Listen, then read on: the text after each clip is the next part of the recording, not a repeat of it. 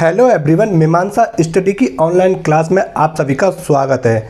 जैसा कि आप सभी जानते हैं कि हम बेसिक कॉन्सेप्ट से लेके एडवांस तक और किसी भी कंपटीशन में किस टाइप के क्वेश्चंस पूछे जाते हैं हम उनको वन बाय वन करके एक्सप्लेन करते हैं। आइए सिंपल इंटरेस्ट साधारण ब्याज के तीसरे पार्ट में आपका स्वागत है। देखते हैं कि किस टाइप के क्वेश्चन पूछे जाते हैं और जिन्होंने पहली और दूसरी वीडियो नहीं देखी तो देखिएगा और उसके बाद तीसरे पार्ट में स्टार्ट करते हैं अगले टाइप के क्वेश्चंस। देखते हैं अगले टाइप का क्वेश्चन किस तरह से पूछा जाता है कि राम ने कुछ धन पहले 2 वर्ष के लिए 6% वार्षिक ब्याज की दर पर, अगले 3 वर्ष के लिए 9% वार्षिक ब्याज की दर पर और 5 वर्षों से अधिक समय के लिए 14% वार्षिक दर पर लिया। अगर वह 9 वर्षों के बाद कुल जमा 11,400 रुपये ब्याज के रूप में देता है तो उसने कुल कितना धन उधार लिया।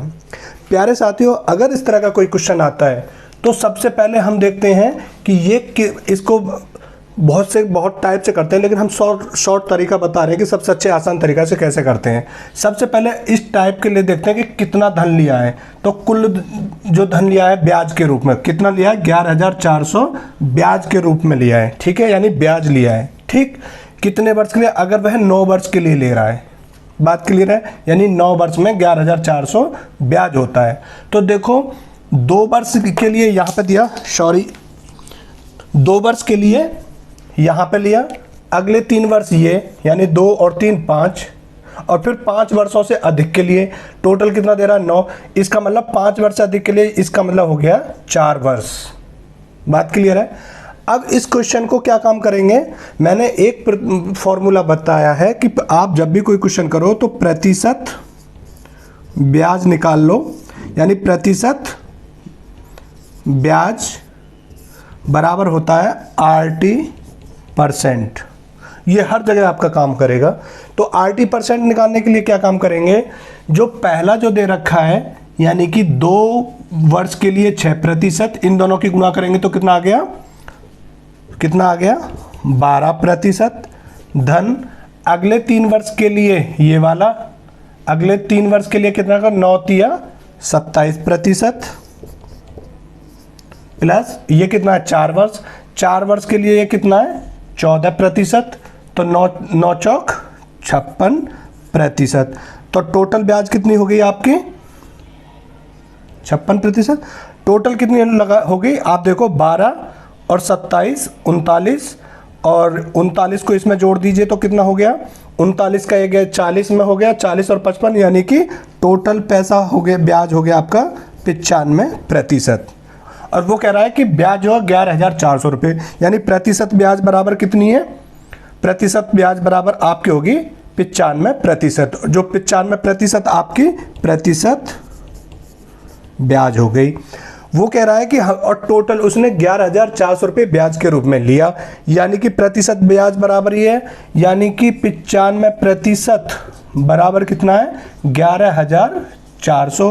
तो 100% कितना हो जाएगा आपका 11,400 बट्टे 95 गुणा 100। बात क्लियर है। अब इसको काट के देखो, 5 से इसको काटो, 5 एकम 5 4 5 निम 45, 5 से इसको काटो, 5 दूनी 10 5 दूनी 10 4 5 अट्ठे 40 0। बात क्लियर है। अब 19 से काट के देखो, इससे 19 से काटो, इसको कितना हो जाएगा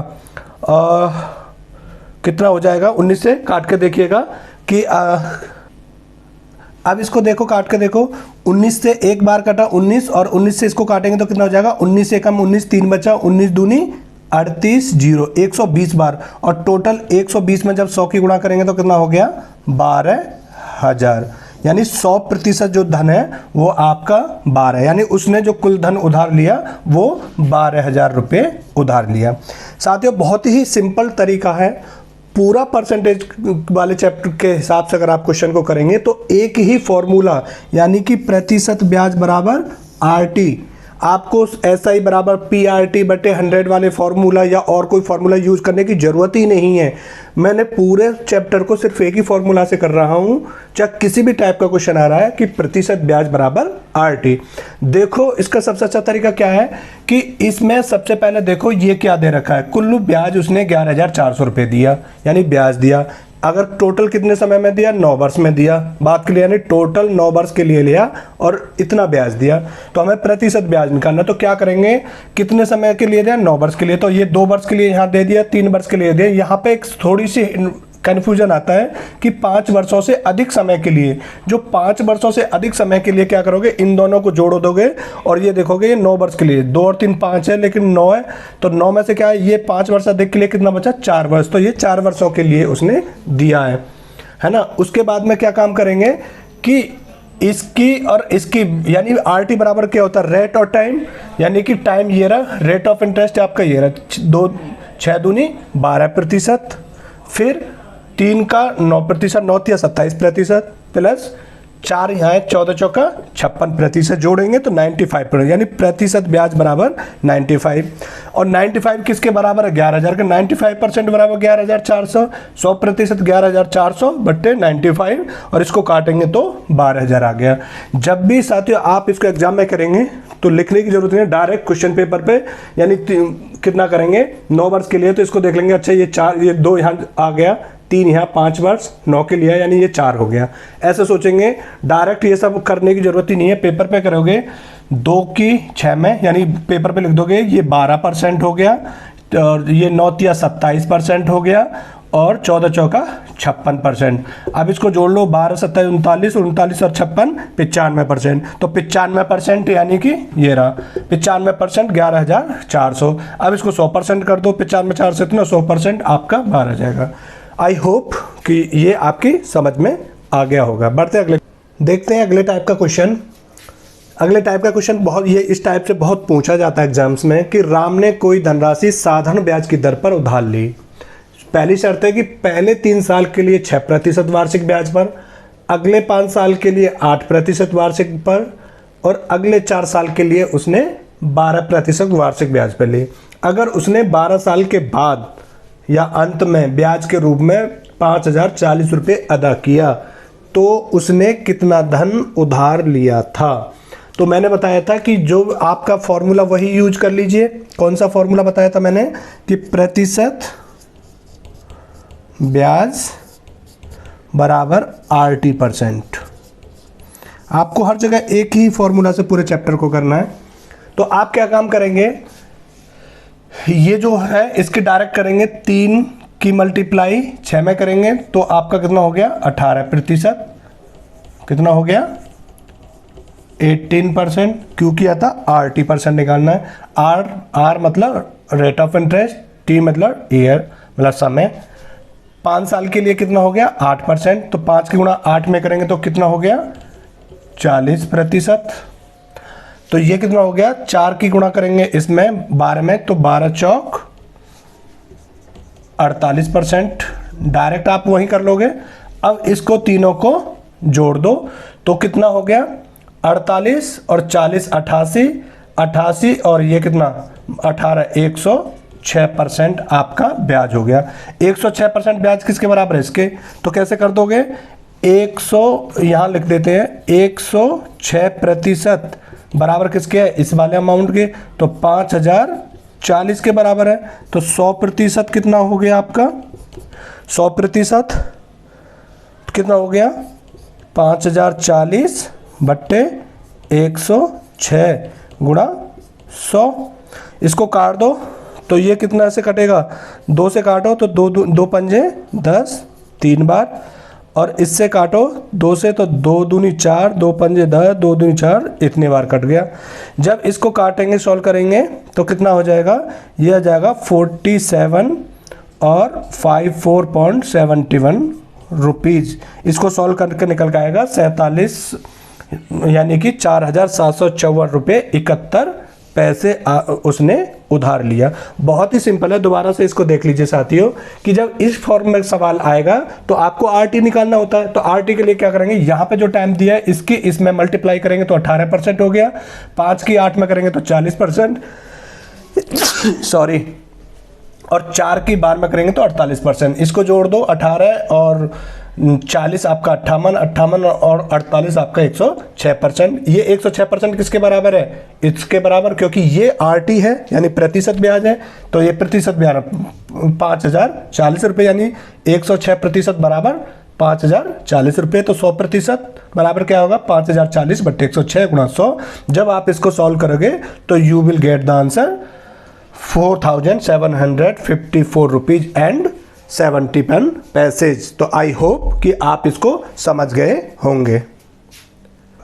प्यारे विद्यार्थियों, बहुत ही बढ़िया क्वेश्चन है आपके लिए कि एक धन किसी निश्चित साधारण ब्याज की दर से 10 वर्षों के बाद दुगना हो जाता है, तो ब्याज की दर ज्ञात कीजिए। आपने ये बहुत तरीके से, मैं जानता हूँ आपने ये निकालना आता होगा, लेकिन बहुत ही सिंपल वे में एक नया तरीका आपको बताता हूँ कि प्रतिशत ब्याज, मैं बोल रहा हूं कि एक ही फॉर्मूले से करना है। प्रतिशत ब्याज बराबर RT%, ये फॉर्मूला आपको याद ही है जो मैंने लास्ट क्वेश्चनों में सभी में कराया कि सारा पूरा चैप्टर एक ही फॉर्मूला से कराना है। तो प्रतिशत ब्याज ये फॉर्मूला होता ही है।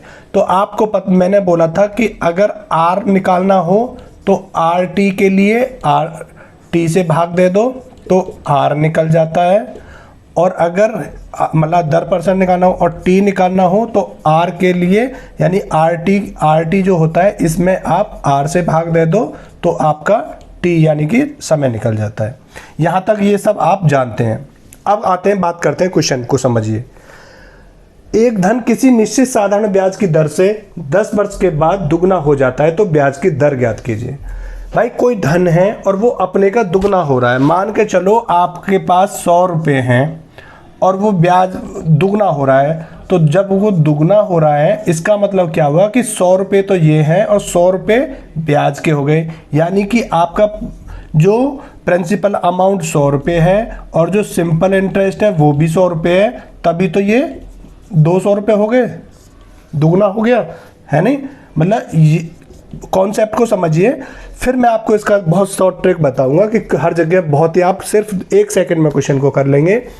यानी कि आपको पूछा क्या है, दर निकालना है। यानी कि अब आप इससे क्या पता चल रहा है आपको कि देखो दोबारा समझ लीजिए कि कोई धन यानी एक धन किसी निश्चित साधारण ब्याज की दर से 10 वर्ष के बाद दुगना हो जाता है। दुगना हो रहा है इसका मतलब 100% भाग, मतलब आधा भाग उसका खुद का और आधा भाग जो है उसका ब्याज का, यानी जितना हिस्सा उसका खुद का है उतना हिस्सा ब्याज का है। यानी 2 गुना हो रहा है, यानी 100 रुपये है और 100 रुपये उसका ब्याज हो गया। तो यानी कि क्या हुआ, जितने गुना बोले उससे 1 घटा लीजिए, उसको कम कर लीजिए। तो 200 है तो मतलब 2 गुना यानी 100% है तो 200% हो गया। तो इसका मतलब ये अमाउंट कितना है आपका 100 रुपये, है ना। और उसको क्या करोगे, यहाँ पे ये दुगना हो गया, दुगने का मतलब 1 कम करके 100, यानी कोई धन 100% होता है तो इसका मतलब 200% हो गया। तो कितना है ये 100% ब्याज हो गया। इसको मतलब इसको 1 कम करने के बाद इससे डायरेक्ट भाग दे दो, तो 1 0 से 1 0 बराबर 10%, क्योंकि हमने बताया RT में अगर T से भाग देंगे तो R निकल जाता है। तो R इसको T से भाग दे दिया तो T से T कट गया, R निकल गया। ये दुगना था, दुगने में क्या है कि भाई 100 तो हमारा उसका मूलधन ही था और हमें ब्याज निकालना है, तो मूलधन में से ब्याज बचा, क्योंकि 100% इसमें ब्याज थी और उसके बाद 100 ब्याज निकल गया तो 100 बचा, 100 को डायरेक्ट भाग दे दिया। यानी कि इस नंबर से यहाँ जितने गुना होगा उसका 1 घटा दो, यानी दुगना था तो 100 लिख दीजिए, 3 गुना होता तो 200 लिख दीजिए, 4 गुना होता तो 300 लिख दीजिए, यानी 100 घटा के लिख दीजिए और इससे भाग दीजिए तो दर निकल जाएगा। अगर ये दर होता तो समय निकल जाएगा। आई होप कि ये आपकी समझ में आ गया होगा। यानी जितना गुना होगा उससे आप उसको 100 मान के चलते हैं और उससे 1 घटाने के बाद दुगना है तो 1 घटा के 100 होगा, तो 100 को 10 से भाग दे देंगे क्योंकि 10 वर्ष है तो आपका 10% निकल गया दर। आई होप कि आपकी समझ में आ गया। एक एग्जाम्पल और लेते हैं, उससे आप अच्छे से समझ सकते हैं। देखते हैं अगला क्वेश्चन। एक धन किसी निश्चित साधारण ब्याज की दर से 20 वर्षों के बाद 4 गुना हो जाता है, तो ब्याज की दर ज्ञात कीजिए।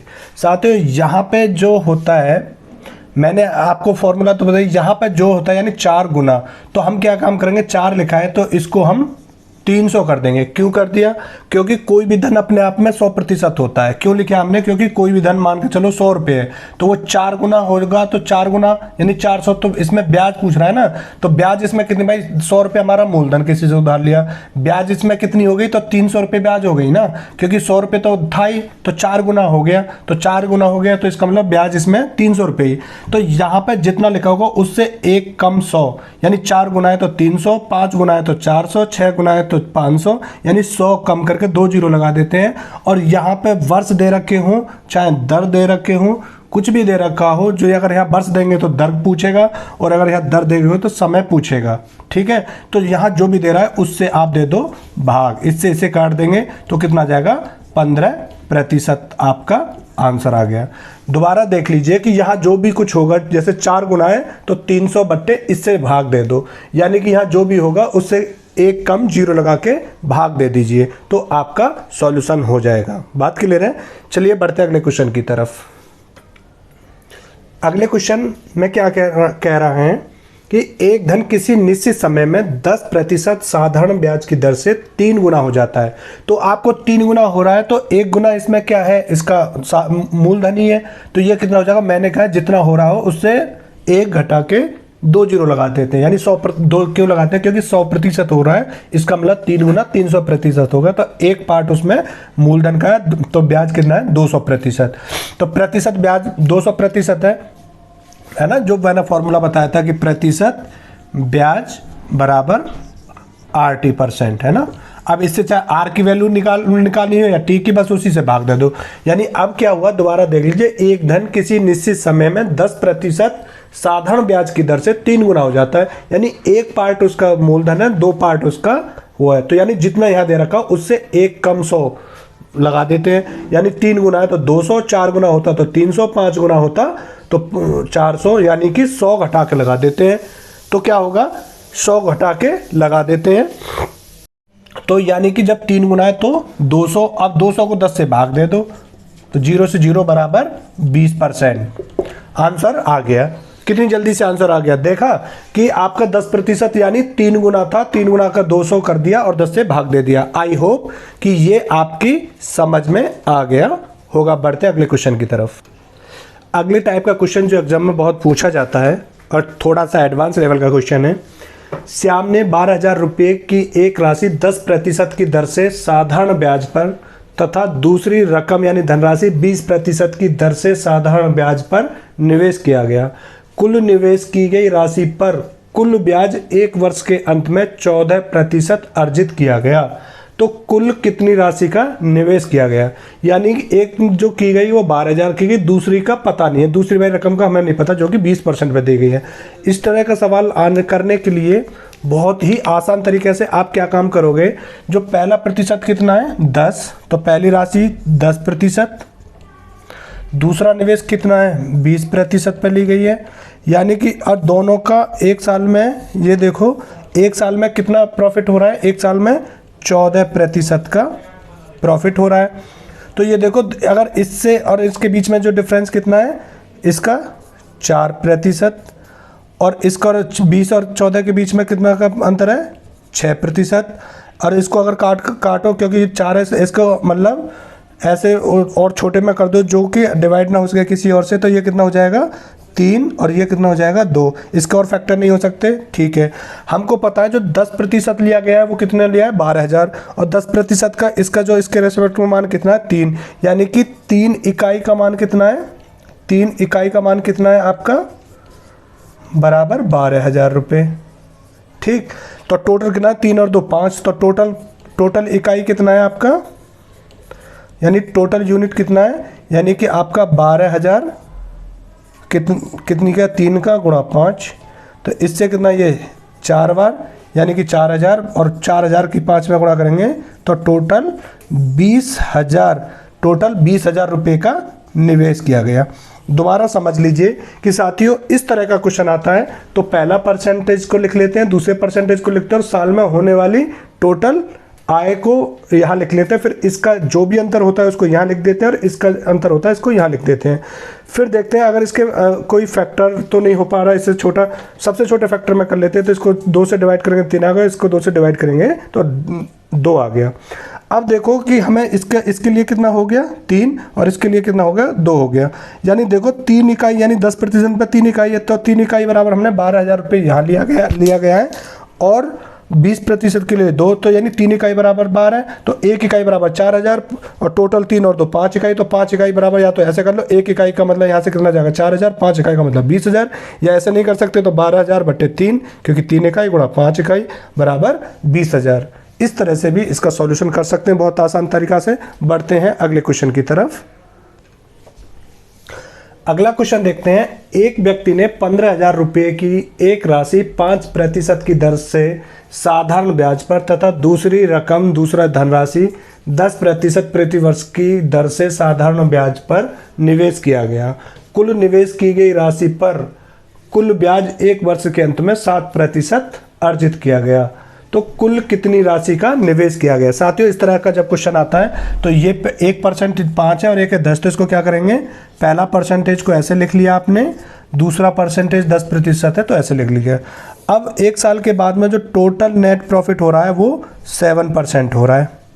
ठीक, 7% हो रहा है। तो अब इसके बीच में कितने का डिफरेंस है 2% का, और इसके बीच में कितने का डिफरेंस हो रहा है, कितना डिफरेंस हो रहा है, इसके बीच में डिफरेंस हो रहा है 3 का। यानी कि यहाँ और इसके डिफरेंस 2 और इसका डिफरेंस रख दो, तो 5 और 7 का बीच में डिफरेंस 2 का है, 10 और 7 के बीच में डिफरेंस है ये।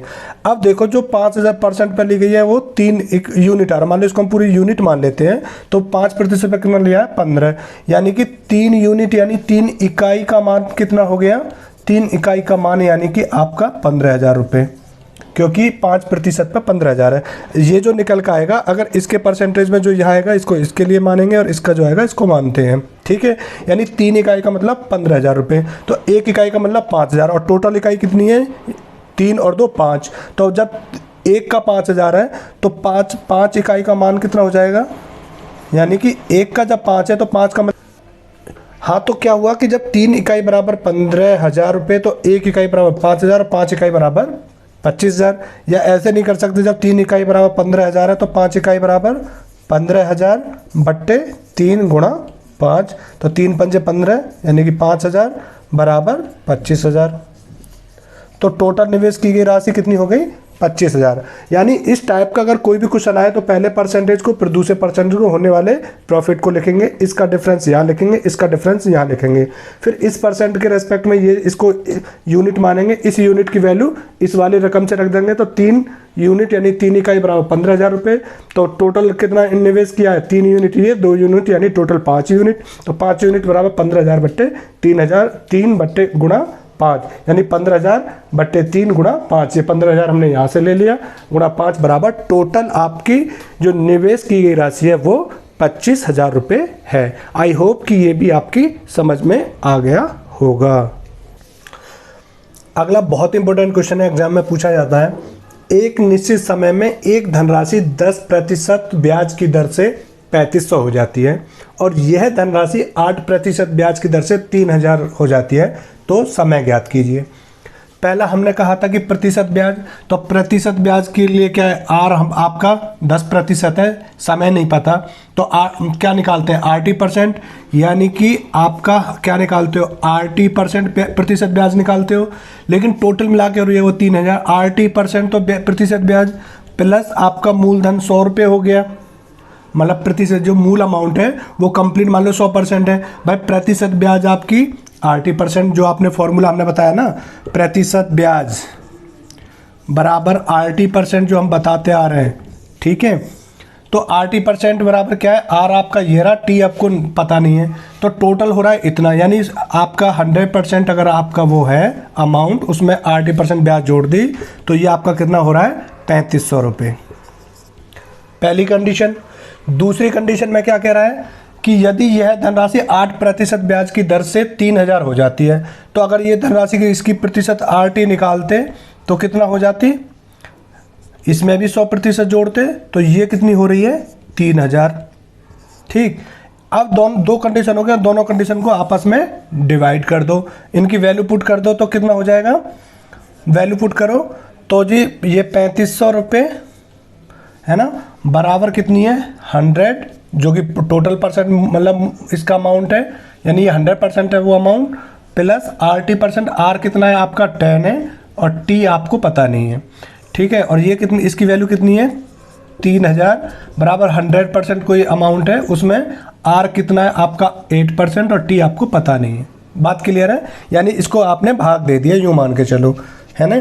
तो 2 जीरो थे, 2 जीरो कटेगी, ये 7 बार, ये 6 बार, तो यानी कि आपका क्या बचा 7/6 बराबर, है ना। इसको बराबर क्या कर सकते हो, इसको बराबर 100 प्लस 10t/100 प्लस 8t।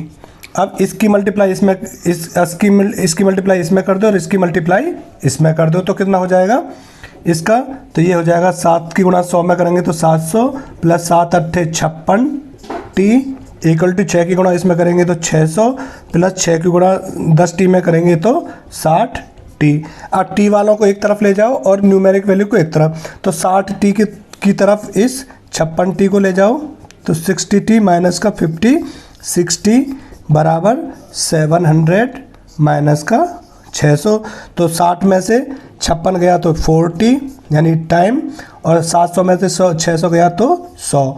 जब इसको सॉल्व करेंगे तो t का भाग जब 4 से 100 को काटेंगे तो कितना बार 25 बार, तो t बराबर 25 ईयर्स आ गया, यानी कि 25 साल आपका आंसर आ गया।